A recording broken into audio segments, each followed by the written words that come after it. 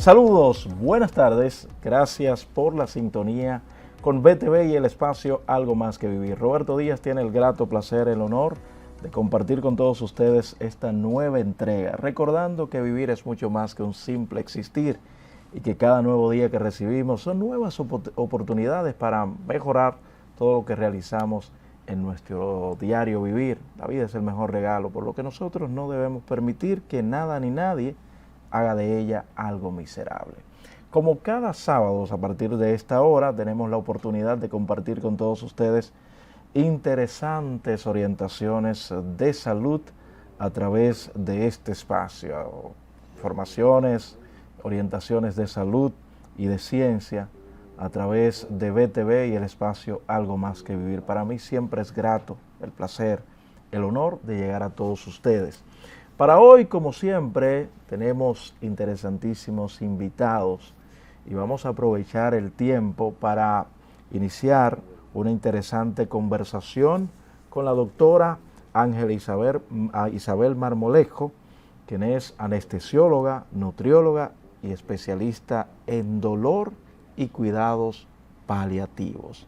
Buenas tardes, doctora. Bienvenida al espacio Algo Más que Vivir. Muchísimas gracias por la invitación.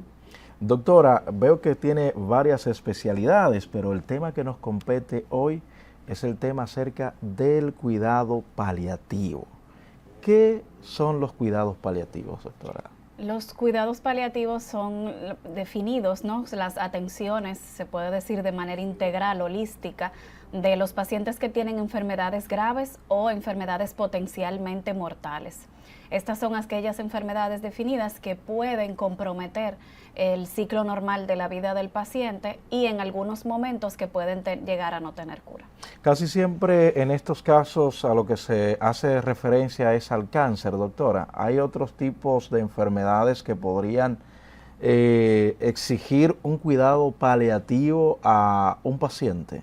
Claro que sí, son muchísimas las enfermedades que están descritas de nuestro ámbito paliativo, enfermedades cardiovasculares como la insuficiencia cardíaca, enfermedades pulmonares, enfermedades renales, el VIH, enfermedades neurológicas como la demencia, incluido el Alzheimer, porque en paliativos nosotros nos enfocamos en la calidad de vida de nuestros pacientes, familias y cuidadores. Y lo más importante, que es un lema de todo paliativista, es atender al ser humano, atender al enfermo, al paciente, no solamente la enfermedad.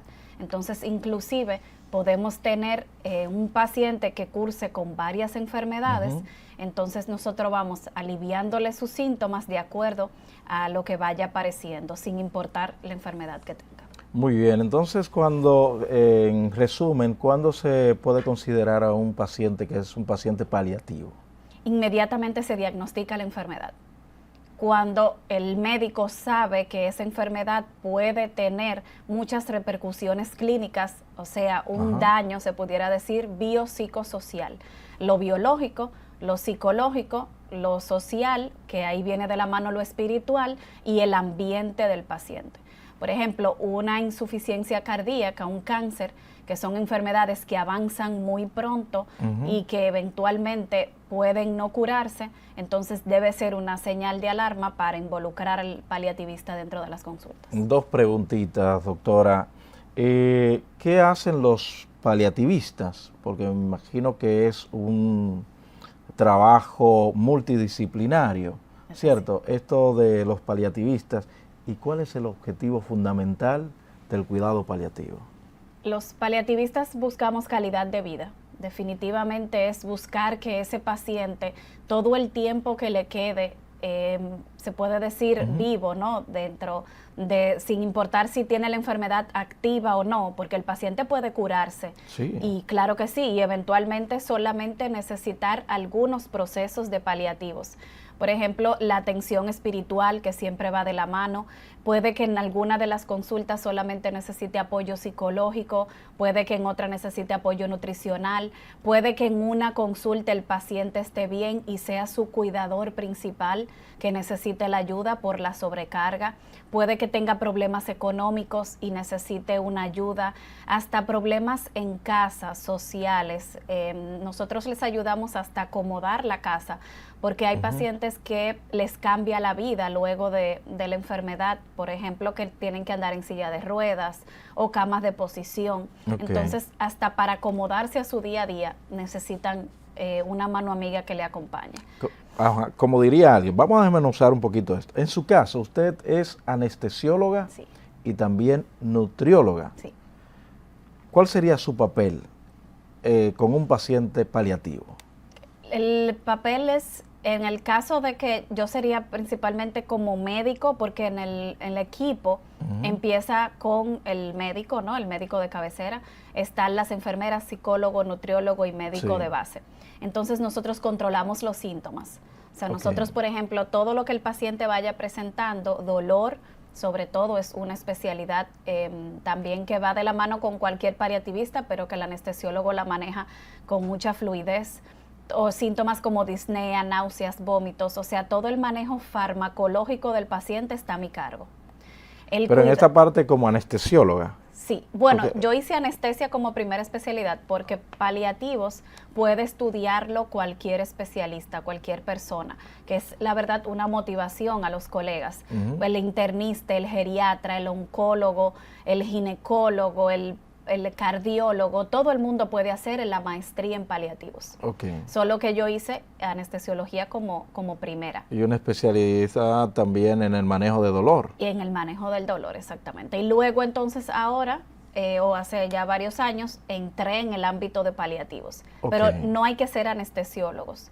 Inclusive los médicos generales, los médicos familiares también son paliativistas. O sea, es una comunidad de personas con una filosofía de atención al paciente, porque uno hace una maestría, pero la forma en la que tú tratas a tu paciente y a tu familia, eso es paliativos. En el caso, en el caso de los especialistas en salud mental, el rol de ellos fundamental es tratar de que las personas puedan comprender o entender mejor la muerte. Mira, la salud mental yo digo que es vital en el traste de un diagnóstico para paliativos o de cualquier enfermedad, porque habitualmente estamos como que nos enfocamos en lo catastrófico, lamentablemente. Entonces, la ansiedad y la depresión son síntomas muy comunes al diagnóstico de la enfermedad. Entonces, ese especialista de salud mental tiene las habilidades para poder incorporar la noticia y de que el paciente busque ese lado positivo de la vida, aún teniendo un diagnóstico catastrófico. Por ejemplo, tengo un cáncer metastásico que ya no hay tratamiento en la ciencia, ¿no?, que me pueda curar. Entonces, bueno, ahora yo tengo que empezar a vivir. Cuando usted habla de un cáncer metastásico, ¿a qué se refiere? Es que el cáncer, como se dice para que pueda entenderlo los televidentes, emigra a otras áreas del cuerpo. Exacto, cuando el cáncer va desde el lugar de origen hacia otro lugar, que lamentablemente también hacemos un llamado a la población a la prevención, porque las estadísticas de cáncer están aumentando los efectos secundarios, entonces la parte preventiva ayuda mucho. Y en el orden, perdóname, de la salud mental, no quita menos peso el hecho de que nosotros, los servidores de salud, también necesitamos. Entonces, el equipo de salud mental atiende al paciente, pero en algún momento atiende al equipo, porque igual estar frente a la muerte, estar frente a estas situaciones día a día, hay una entidad que se llama fatiga por compasión, porque somos seres humanos y entonces nuestros mismos colegas están llamados a ayudarnos en esa parte. ¿Existen diferentes tipos de cuidados paliativos, doctora? Y si existen, ¿cuáles serían? Bueno, en ámbitos generales serían por grupos etarios, cuidados paliativos pediátricos, cuidados paliativos de adultos. Ya medicina de paliativos sí podemos dividirla por enfermedad. Cuidado paliativo con atención a corazón, con atención a cáncer, con atención a riñón, con atención a pulmón, porque existen síntomas que pueden aparecer más rápido o más lento y fármacos que no se pueden usar en una población y otros que sí se pueden utilizar. Pero el objetivo continuaría siendo el mismo. Siempre es calidad de vida. Calidad de vida Todo para el ese paciente, a pesar de que la muerte sea inminente. A pesar de que la muerte es inminente, le enseñamos a vivir. Todo paciente tiene el derecho de conocer su pronóstico de vida. Es muy duro porque tenemos que darle la autonomía de ellos decidir qué gustan hacer, qué quieren hacer. No sé si han visto esas listas, ¿no? Que se llaman como bucket list, esas cosas que yo quiero hacer. Si yo le oculto a mi paciente el pronóstico clínico, ¿no? que tiene de vida, pues le estoy quitando el chance de hacer cosas que solamente la vida nos permite hacer. Entonces es un derecho que el paciente sepa para que lo incorpore en su vida. Nos vamos a ir a una pausa, pero le dejo la siguiente pregunta al aire. En este proceso paliativista, ¿los pacientes pueden recibir la muerte con agrado? Al regreso de la pausa, usted me habla un poquito de esto. De acuerdo. Pausamos.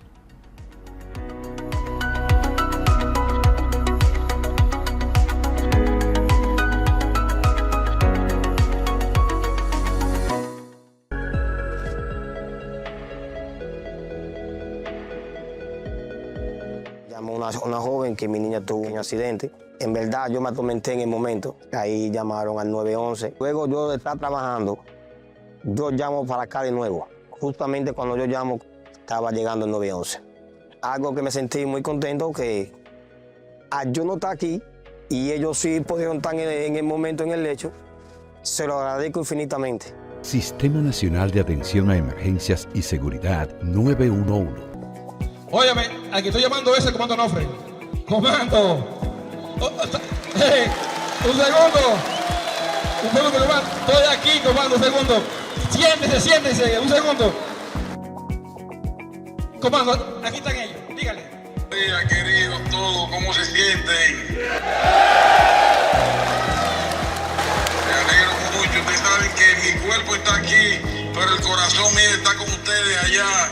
Y Jiménez representa todo el amor que yo siento por ustedes. Ustedes saben que siempre estamos pendientes de ustedes, vamos a seguir trabajando por ustedes. Jiménez me representa totalmente, es quien está llevando a cabo lo que dejamos pendiente por hacer, y vamos a seguir trabajando por el bienestar de todos ustedes y su familia.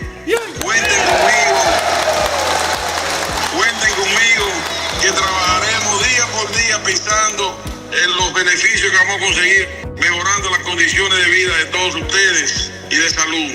Así que disfruten ese día con Jiménez allá y pronto nos vemos por ahí. Un abrazo fuerte a todos. Los quiero. La señal, le di la evidencia de lo que estaba hablando, era una realidad, o es una realidad. Un aplauso, comando Onofre.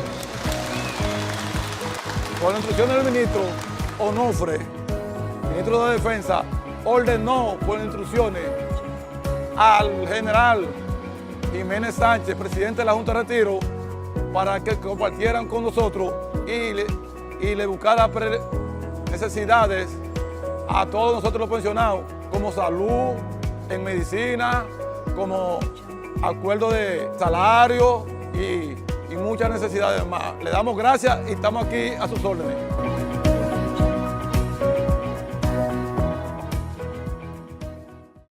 En VTV Canal 32, la información está al alcance de tus manos.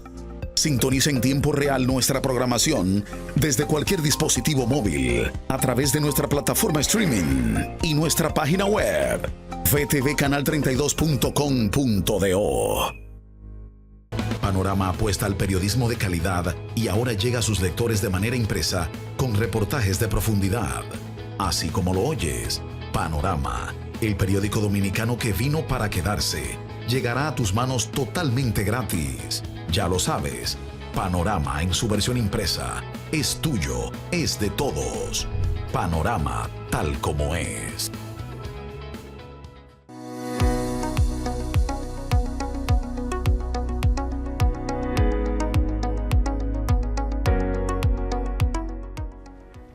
Continuamos en el espacio Algo Más que Vivir, conversando con la doctora Ángela Isabel Marmolejo, quien es anestesióloga, nutrióloga y especialista en dolor, también en cuidados paliativos. Estamos hablando precisamente de este interesante tema del cuidado paliativo.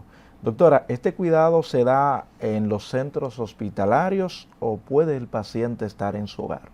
Claro que sí. Los cuidados paliativos tienen 3 niveles de atención. Está la consulta, que es el ambiente ambulatorio, está el ambiente hospitalario, que los hospitales tienen camas destinadas para los pacientes paliativos, porque hay algunos inclusive cuando existe un miedo o de fallecer o el paciente tiene síntomas que no se pueden controlar en casa, hay camas destinadas para ellos. Esa sería la parte hospitalaria. Y también está la parte hospitalaria de atención a otras especialidades. Me explico. En cualquier paciente ingresado que tenga diagnóstico, ¿no?, que pueda ser incorporado en un programa de paliativos, los paliativistas pueden ir a verlo, aún estén ingresados por otra cosa. O sea, por ejemplo, yo puedo tener un cáncer ingresado por anemia, pero que tenga dolor. El paliativista puede ir en el ámbito hospitalario y darle seguimiento a los demás síntomas. Y está el ámbito de la casa, el ámbito domiciliario, que ha aumentado mucho, gracias a Dios, en nuestro país. Ya hay muchas empresas que ofertan la atención en las casas. Están aumentando, gracias a Dios, las enfermeras entrenadas de pacientes en casa. Y nosotros los médicos hemos movido la atención a la casa. Hay ingresos en casa, o sea, yo puedo internar un pacientico en su casa. Claro, lleva una logística diferente dependiendo del diagnóstico y de lo que yo tenga que tratar, pero estamos tratando de no derivarlos tanto a los centros de salud, por varias razones. Por el contacto, porque los centros de salud lamentablemente limitan un poquito la entrada de los familiares y se necesita mucho apoyo, una red de apoyo muy grande. Por la contaminación cruzada que existe de base en los centros de salud y sobre todo por el confort del paciente. Yo he tenido en experiencia y mis colegas muy pocos pacientes que deciden que quieren estar en hospital. Casi todos quieren. En el seno familiar. Exactamente, quieren estar de en hecho, pueden recibir cierto tipo de fortaleza a través del calor familiar. Hasta sus mascotas. ¿El tanatólogo entra en el equipo de cuidados paliativos? Claro que sí, es el especialista de la muerte y sus procesos. Especialista de la muerte, eso suena como un poco interesante. Sí, el tanatólogo está en el proceso de morir, estudia. Aquí en Dominicana hay tanatólogos. Sí, claro, claro. Sí. Ahí estudia el proceso, ¿no?, del morir. De la vida y la muerte. Exactamente, de la vida y la muerte. Entonces, como nosotros nos enfrentamos a esto de una manera en paz, como la pregunta que hacíamos antes de la pausa, se puede recibir la noticia en paz. Pero yo digo que para que la noticia y el proceso se reciba en paz, el paciente y la familia deben estar educados. No deben existir dudas, no deben existir miedos, tienen que estar abiertos a esto. Inclusive cuando el paciente va a fallecer en casa, porque tenemos que explicarle que es un proceso que puede tardar, que hay que tener paz, paciencia, adecuar la casa. ¿Siempre se le dice al paciente cuánto tiempo le queda de vida, doctora? Mira, saber es un derecho. O sea, saber el tiempo del pronóstico de los pacientes es un derecho y saber lo que tiene. Pero si el paciente decide no saber y decide evolucionar, también es su derecho. Si decide no saber, ya sabe. No, porque hay, no sé si... Explíqueme un poquito esto. Claro, están las famosas mentiritas blancas. Pero me imagino que ahí son los familiares que le digan no. Sí. Pero es que los familiares, como usted bien dice, el paciente tiene el derecho de saber su realidad. Claro. Ahora, de que la ignore es una cosa, porque está también el proceso de la negación, de hecho con el mismo diagnóstico, que ahí es donde entra la parte de los psicólogos también a concienciar a estos pacientes de su realidad. Claro. Entonces, por eso le hago la pregunta si siempre se le debe decir al paciente, mire, a usted le quedan 6 meses, le queda 1 año, son momentos cruciales. Sí. ¿Quién se encarga de llevar esas malas noticias?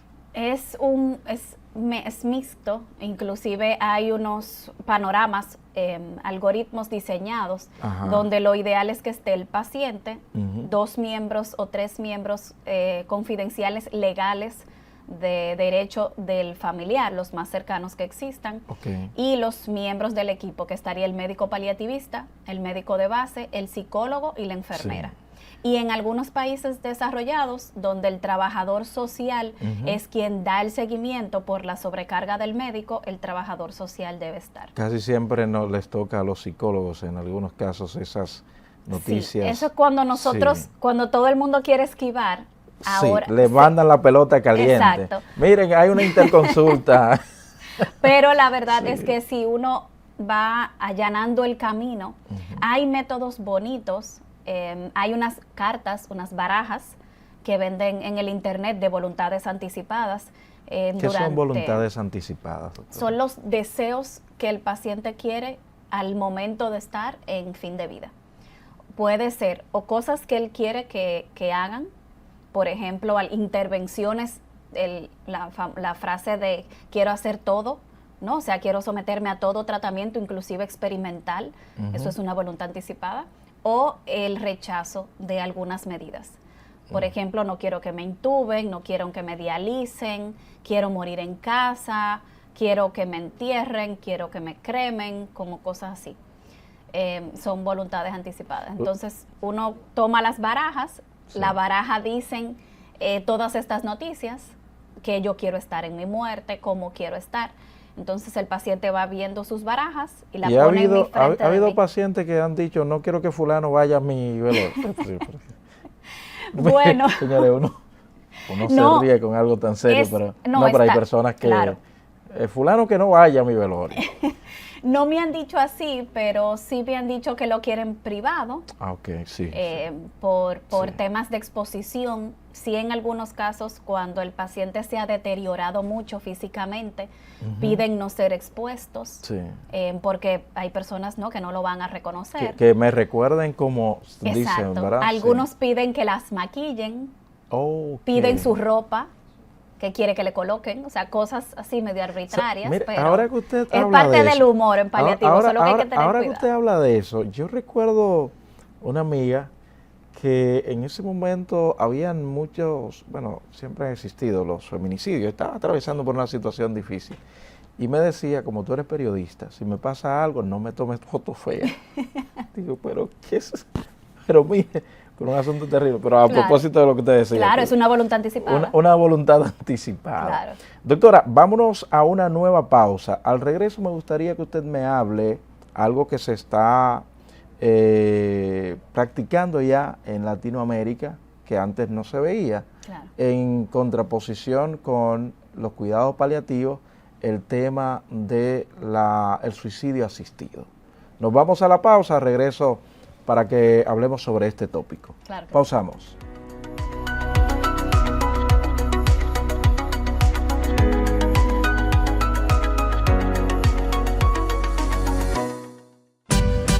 Soy de una isla querida, divina y hermosa, donde los sueños se hacen realidad, donde todos unidos rompemos barreras, entregando toda el alma y corazón.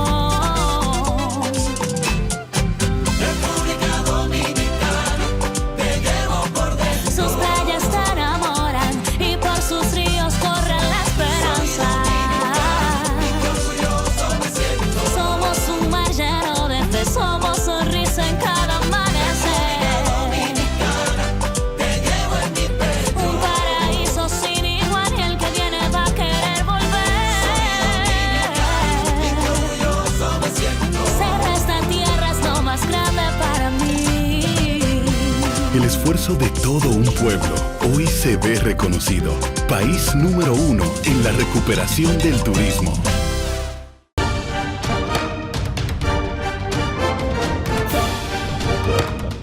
Con la presencia del presidente Luis Abinader, senadores y diputados, la Asamblea Nacional proclamó la nueva Constitución de la República en un acto presidido por Ricardo de los Santos y Alfredo Pacheco, al que asistieron funcionarios, empresarios e invitados especiales. Además, la Cámara de Diputados aprobó la modificación de la Ley sobre Tráfico Ilícito de Migrantes y Trata de Personas, la cual ahora pasa al Poder Ejecutivo para su promulgación.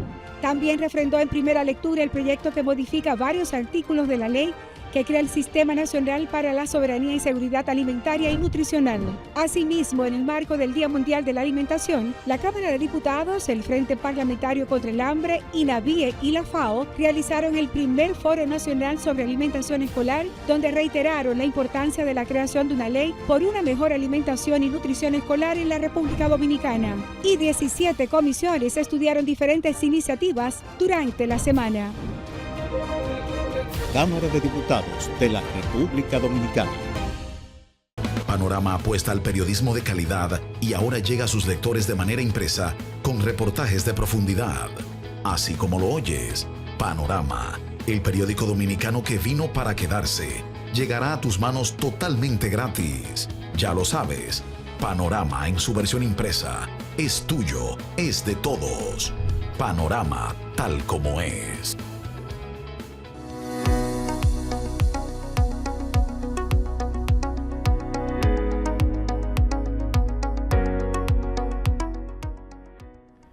Continuamos en el espacio Algo Más que Vivir a través de BTV. Señores, cada sábado con interesantes orientaciones en salud y ciencia aquí a través de BTV. Recuerden que estamos conversando con la doctora Ángela Isabel Marmolejo, que es anestesióloga, nutrióloga, especialista en dolor y cuidados paliativos. Doctora, ya en esta parte final de esta primera entrevista en el espacio, antes de irnos a la pausa, le preguntaba acerca de el suicidio asistido y los cuidados paliativos. Porque hay personas que entienden que cuando van a paliativo lo que hacen es suministrarle fármacos para ayudarlo a morir poco a poco. Es así. La verdad es que los cuidados paliativos no aceleran ni detienen el proceso de morir. Los cuidados paliativos nosotros garantizamos que el momento en el que llegue la muerte, pues llegue en la mejor paz posible para el entorno completo. Nosotros garantizamos buen vivir, buen morir. Toda persona que durante... ¿Existe el buen morir, Existe doctora? El buen morir, totalmente. Pero nadie lo quiere. No, nadie lo quiere, porque... Por lo bueno que sea, sí, doctora, lo que pasa es que esta vida es muy buena y como...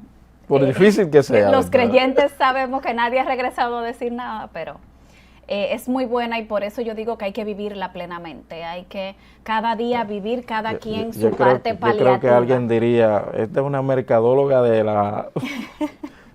Pero bueno, doctora, yo soy es un trabajo, sí, doctora. No, y le voy a dejar un consejo. Momentos de la vida que den placer.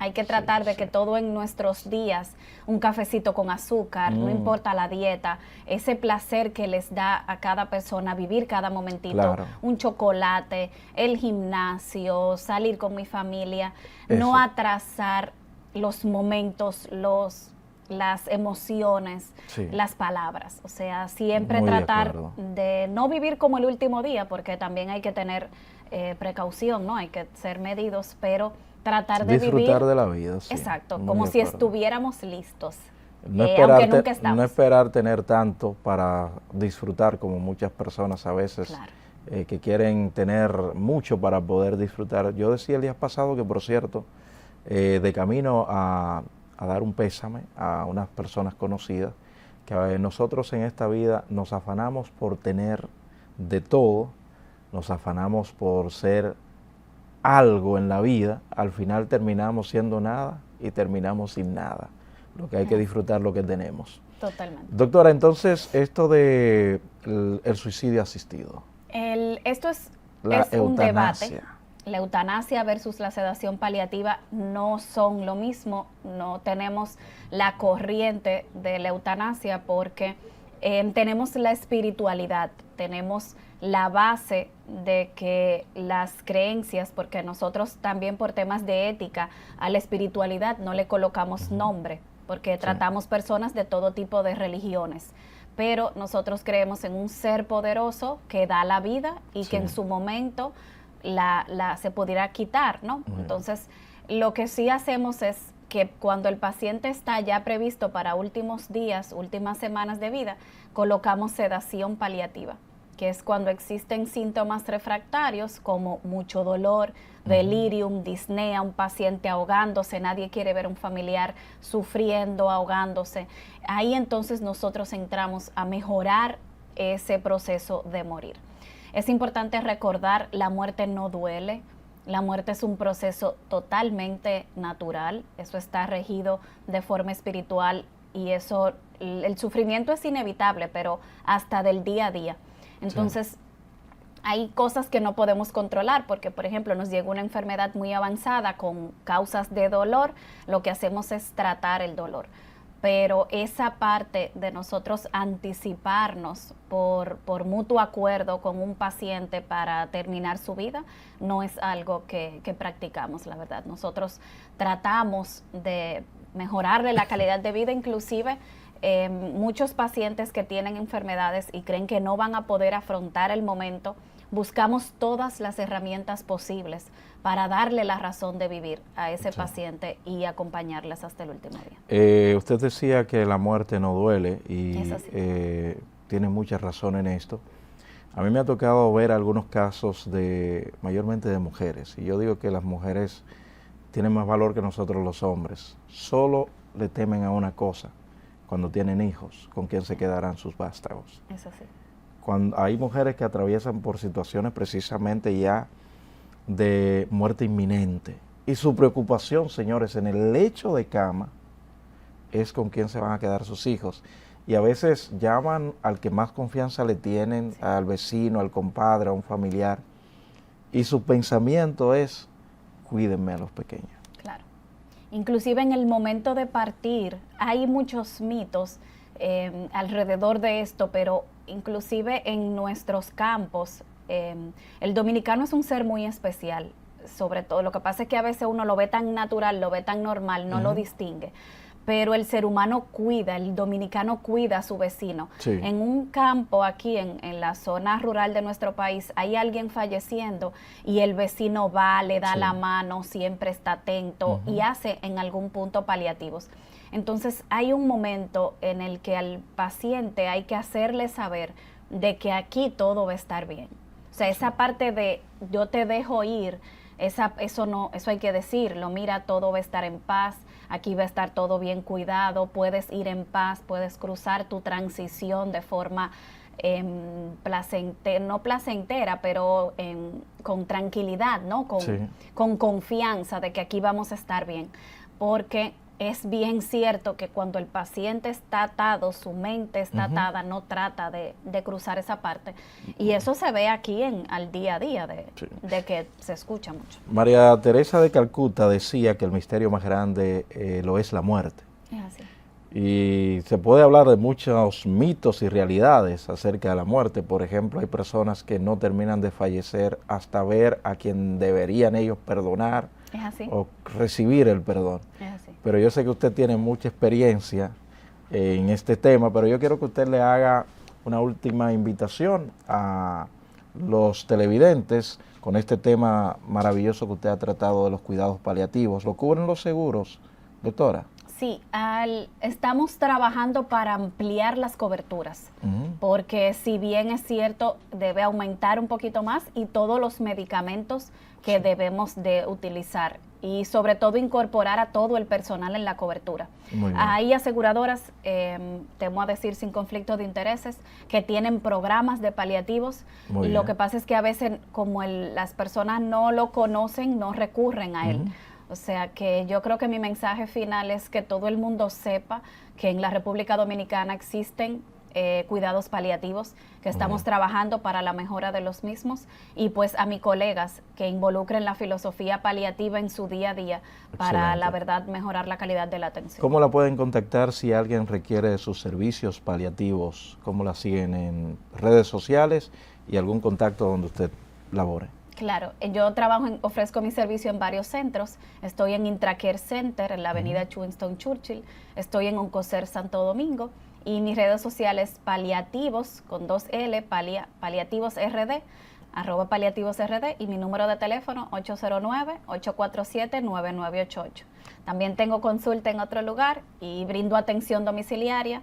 Y la verdad que muchísimas gracias por la invitación y fue un honor estar aquí. Gracias Volveré a usted, porque indiscutiblemente. Gracias. Decías que el nombre de hecho es paliativo. Sí, el nombre de por sí del programa es paliativo. Me encantó porque tenemos que luchar, ¿no?, por algo más que estar presentes, sino Así vivir es. el momento. Muchísimas gracias, doctora Marmolejo, y de verdad esperamos tenerla pronto de nuevo por acá. Un placer, muchísimas Ustedes gracias. mantengan la sintonía porque en breve tenemos a otra interesantísima invitada con un súper tema. Pausamos.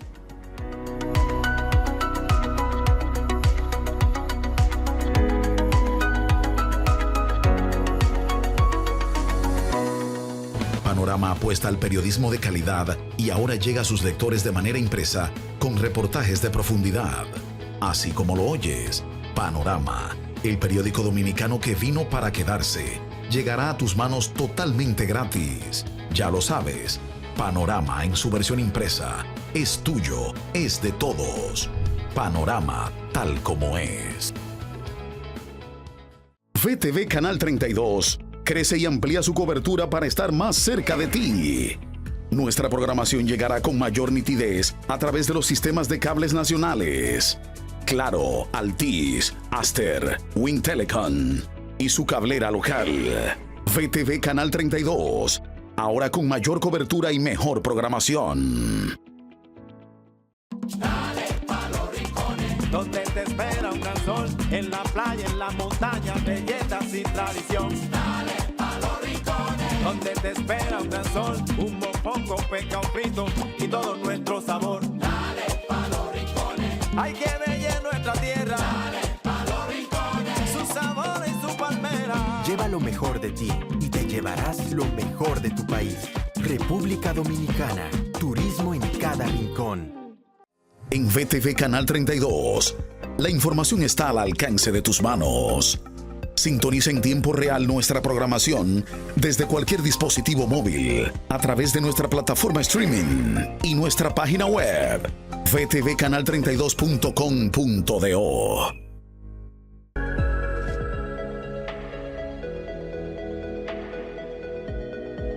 Llamó una joven que mi niña tuvo un accidente. En verdad, yo me atormenté en el momento. Ahí llamaron al 911. Luego yo de estar trabajando, yo llamo para acá de nuevo. Justamente cuando yo llamo, estaba llegando el 911. Algo que me sentí muy contento, que yo no estar aquí y ellos sí pudieron estar en el momento en el lecho, se lo agradezco infinitamente. Sistema Nacional de Atención a Emergencias y Seguridad 911.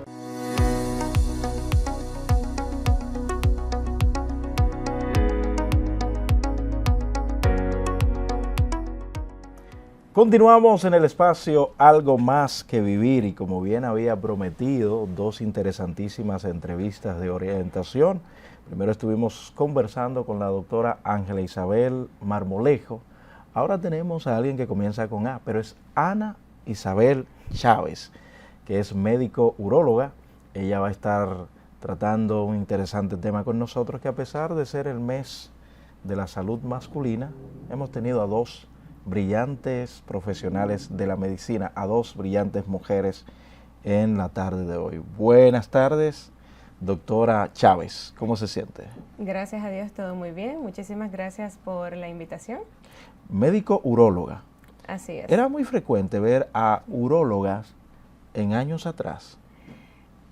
A pesar de que la urología es una especialidad conocida por ser una especialidad de hombres, hace varios años las urólogas femeninas han venido incrementándose. Aproximadamente en República Dominicana tenemos unas 50 urólogas ya formadas. Sí. De hecho, la presidenta de su sociedad, ¿verdad? Este año Sí. la doctora García se ha convertido sí. en la primera presidente mujer de la Sociedad Dominicana de Urología. Ok, pero muy interesante. Y es un mito, no es el tema central, pero curiosidades ustedes saben que uno tiene de más. ¿Es un mito o una realidad, o más bien, quiénes desean más los hombres cuando llega este chequeo que es obligatorio después de cierta edad? ¿A quién eligen más los hombres? ¿A las mujeres urólogas o a los hombres urólogos? Creo que todo depende de la persona. Hay muchos hombres que sí prefieren ir donde una mujer por lo típico de, bueno, tiene el dedo más fino, es más delicada. Claro, eso es lo que piensan todos, pero en realidad es algo particular de cada individuo. Pero yo creo, doctora, yo creo que lo que ya tienen rato yendo, porque la primera vez, doctora, que uno va, ¿verdad? Y que sea una mujer, como diría un comediante, que lo vaya a cucutear, bueno. Pero algunos se sienten más cómodos hablando con este tema con las mujeres. Sí. Fíjate que en algunos casos, uno de los temas principales de la consulta suele ser la disfunción eréctil. Y a ningún hombre, a pesar de que pensaríamos que lo hablarían más fácil con otro hombre, les suele resultar como más fluido hablarlo con una mujer. Porque entienden que nosotras vamos a darle como otro tipo de apoyo. Sí. Pero como te digo, eso es algo independiente de cada individuo. Excelente. Doctora, después de este entremés, ¿qué podemos nosotros entender por salud masculina, doctora? Bueno, la salud masculina es todo lo que involucra la salud del hombre, y eso va desde la salud física hasta la salud mental. En el caso de nosotros los urólogos estamos involucrados, sobre todo este mes, que es el mes de noviembre, el mes de la salud masculina.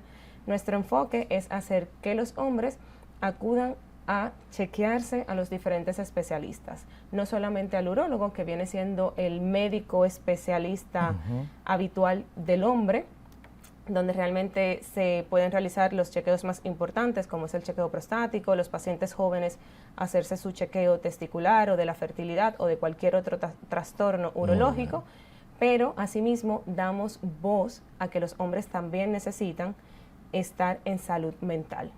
Muchas veces los hombres, en la entrevista pasada hablábamos de los cuidados paliativos, y ciertamente muchos hombres piensan que pueden con todo. Sí, eso Por es esto es importante que los hombres también se vean acompañados en todas las esferas de su salud, y eso incluye, por supuesto, la salud emocional. A propósito de lo que usted dice de la salud mental, salud emocional del hombre, el hombre casi nunca tiene tiempo, supuestamente, para ir al médico. Entiende que tiene que durar demasiado esperando, pero hay hombres realmente que son muy responsables con sus familias, con sus vástagos, su pareja y todo lo demás, pero a veces se descuidan ellos mismos, no sabiendo que, decía alguien, que uno de los principios de los socorristas es ponerse a salvo primero para poder salvar a otro. Parece ser que muchos ignoran esto. Pero usted ha hablado acerca de diversas patologías, más en la parte, podría decirse, urinaria del hombre. Se habla mucho del cáncer también de próstata, doctora. ¿Cómo nosotros podemos tocar este tópico, hablar de este tópico? El cáncer de próstata es uno de los con mejores pronósticos. En los últimos tiempos se ha incrementado. ¿A partir de qué edad es que uno tiene que ir y darse su primer chequeo, doctora? Claro, de hecho esa es una de las preguntas más frecuentes. ¿Cuándo es que el hombre debe de realizar su primer chequeo urológico o prostático? Y aquí en República Dominicana y en los países del Caribe, esa edad es a partir de los 40 años. A partir de los 40, pues cada hombre debería de acudir a su urólogo a realizarse una revisión. Si en esa revisión encontramos que todos los análisis, el tacto rectal y el examen físico en general está bien, pues debería de realizarlo anualmente. ¿De acuerdo? Y como mencionabas anteriormente, debemos de cuidarnos para poder cuidar a los demás. Es por esto la importancia de chequearnos rutinariamente.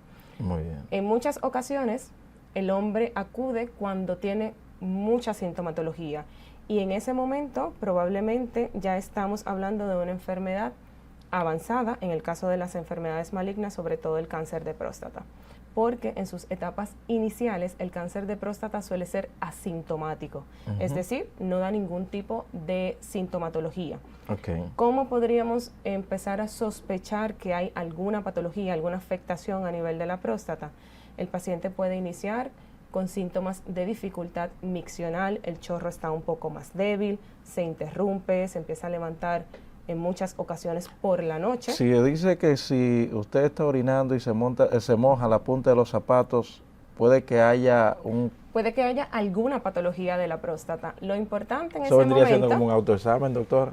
Fíjense si se mojan la punta del zapato, señores. Sí, así es. Lógicamente, estos síntomas pueden confundirse con una enfermedad benigna de la próstata, porque hay patologías benignas como es el agrandamiento prostático, que puede dar una sintomatología muy similar. Es por esto la importancia de acudir a tiempo al urólogo y que nosotros podamos realizar las pruebas tanto de laboratorio, el examen físico y todo lo que es pertinente para poder diagnosticar una enfermedad. A través de los años, todos los hombres tendrán un crecimiento de su próstata. Así es, a todos los hombres les inicia a crecer la próstata aproximadamente a partir de los 30 años. Eso no quiere decir que vaya a crecer en todos a la misma velocidad o desmesuradamente. El tamaño prostático no es directamente proporcional a los síntomas. Usted puede tener una próstata bastante aumentada de volumen, pero no tener ningún tipo de sintomatología. Todo va a depender hacia dónde sea ese crecimiento. Si el crecimiento prostático obstruye la uretra, que es el conducto de la orina, entonces sí va a iniciar con síntomas. De lo contrario, no va a presentar absolutamente nada.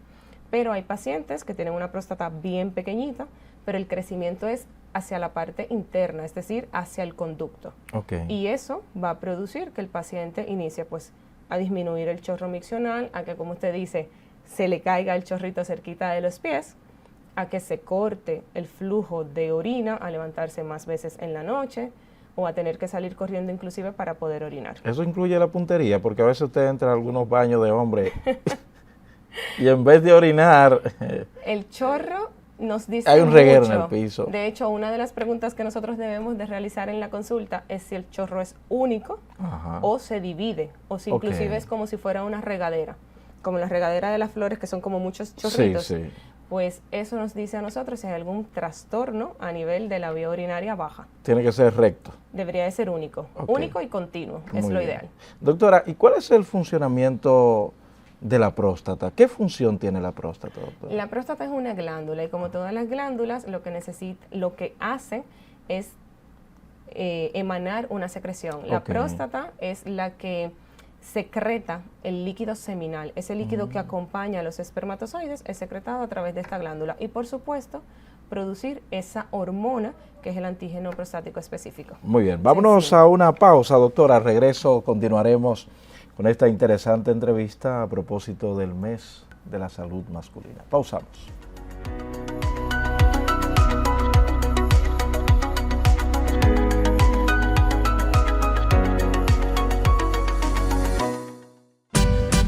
Soy de una isla querida, divina y hermosa, donde los sueños se hacen realidad, donde todos unidos rompemos barreras, entregando toda el alma y corazón. República Dominicana, te llevo por dentro. Sus playas te enamoran y por sus ríos corre la esperanza. Somos un mar lleno de fe, somos sonrisa en cada amanecer. Te llevo en mi pecho. Un paraíso sin igual y el que viene va a querer volver. Ser esta tierra es lo más grande para mí. El esfuerzo de todo un pueblo hoy se ve reconocido. País número 1 en la recuperación del turismo. Panorama apuesta al periodismo de calidad y ahora llega a sus lectores de manera impresa con reportajes de profundidad. Así como lo oyes, Panorama, el periódico dominicano que vino para quedarse, llegará a tus manos totalmente gratis. Ya lo sabes, Panorama en su versión impresa es tuyo, es de todos. Panorama tal como es. VTV Canal 32 crece y amplía su cobertura para estar más cerca de ti. Nuestra programación llegará con mayor nitidez a través de los sistemas de cables nacionales.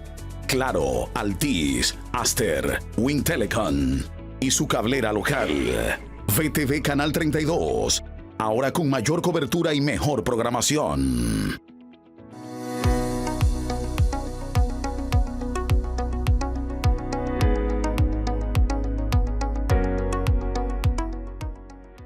Señores, estamos de regreso en el espacio Algo Más que Vivir. Nosotros fuera del aire aquí conversando sobre este tema de la salud masculina. Doctora, el cáncer de próstata, causa, signos y síntomas, consecuencias y cómo se trata.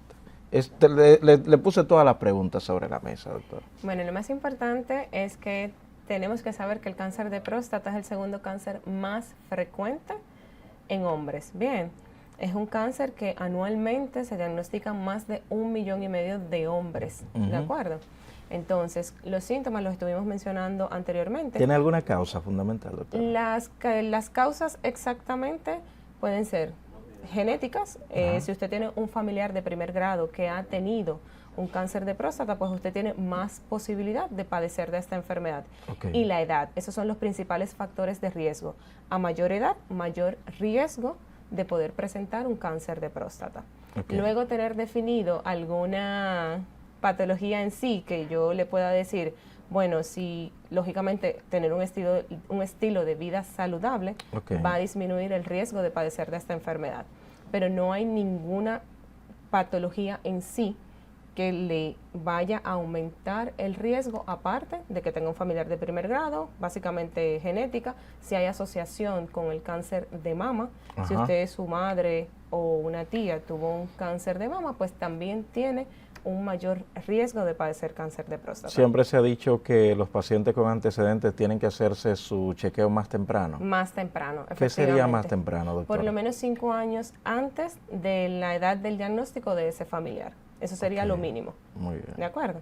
Entonces, en cuanto a los síntomas, mencionábamos que inicialmente esta enfermedad no produce síntomas, pero cuando está avanzada puede producir síntomas tan inespecíficos como dolor en la espalda o inclusive puede presentar el paciente debilidad, pérdida de peso y también alguna fractura que le imposibilite caminar. Esto es porque cuando está en un estadio avanzado, la enfermedad suele irse hacia los huesos.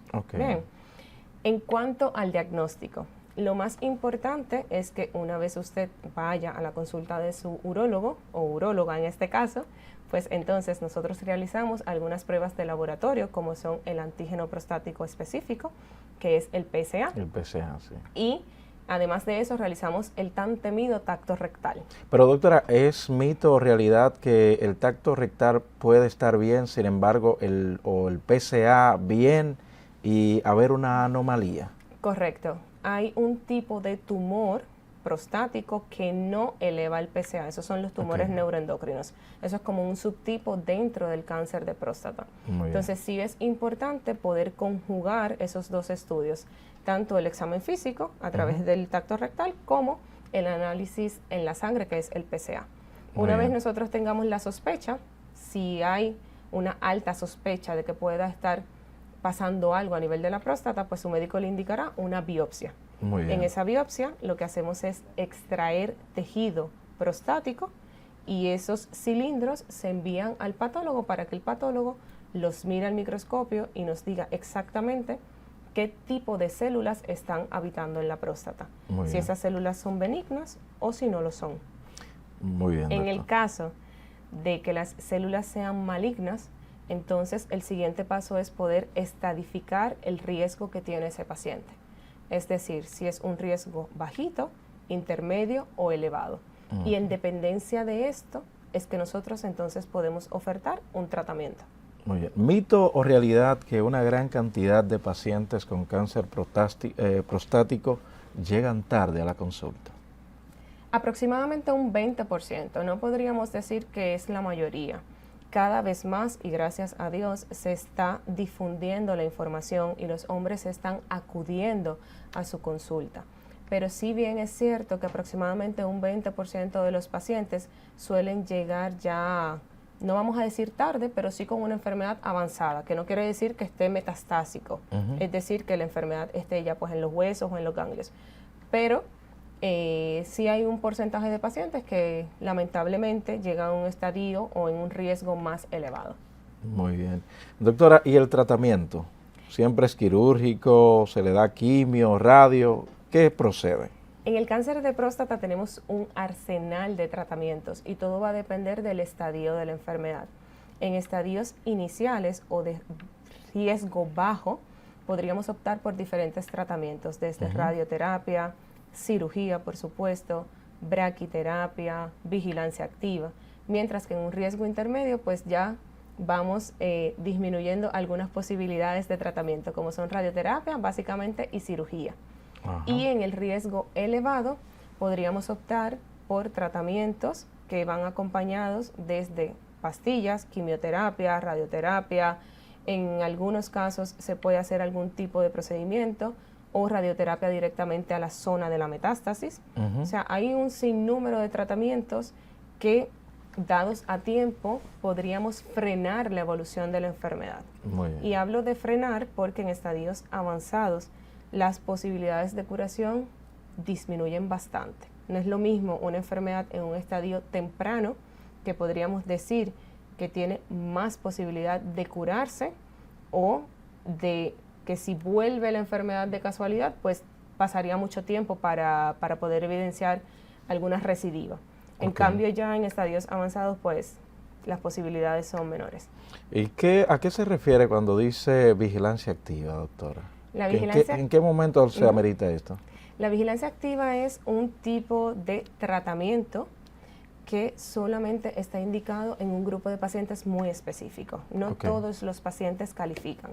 Bien. Para hacer una vigilancia activa tiene que tener un paciente con un riesgo bajo o muy bajo de la enfermedad y que en esa biopsia de próstata apenas tengamos 1 o 2 cilindros afectados de la totalidad de los cilindros, que suelen ser entre 12, 14 cilindros aproximadamente que se toman de forma regular en una biopsia, y que además de esto el grado histológico, es decir, el Gleason, que es como nosotros graduamos la enfermedad, sea 6, que es el mínimo que podría tener. Doctora, ya una última pregunta. Sí. De esos tratamientos, a propósito de la salud masculina, doctora, ¿afectan el funcionamiento sexual del hombre? Lamentablemente, tengo que decir que hay una gran posibilidad, o vamos a decir, una posibilidad intermedia de que haya una afectación en lo que son las erecciones. Bien, eso es uno de los mayores riesgos que podríamos tener con los tratamientos. La cirugía, lógicamente, puede afectar las bandeletas, que es una zona que está muy pegadita a la próstata, y que eso, cuando nosotros estamos haciendo la cirugía, podríamos lesionar. Y claro está, no en todos los pacientes se pueden conservar, porque oncológicamente si las conservamos, pues estaríamos dejando tumor dentro del paciente. Entonces a veces hay que sacrificar la potencia por quitar toda la enfermedad posible. Y claro, en algunos tratamientos ya como el tratamiento oral de las hormonas o las inyecciones, pues estas van a producir una disminución del líbido, que es el deseo sexual, y una disminución de las erecciones. Entonces a usar bombita. Bueno, doctora, ¿cómo pueden contactarla a través de sus redes sociales? ¿Dónde se encuentra laborando? Bueno, yo estoy en la Torre Pereica, estoy también en CIUAR, que es en MedicalNet B, y me pueden contactar en @doctora Anaísa Chávez. Doctora Anaísa Chávez. Si usted requiere los servicios de una excelente uróloga, pues ahí está la doctora Chávez. Gracias a ustedes por estar ahí con nosotros, por compartir una vez más en este maravilloso espacio Algo Más que Vivir, recordando que la vida es mucho más que un simple existir y que nada ni nadie debe hacer de su vida algo miserable. Pásela bien.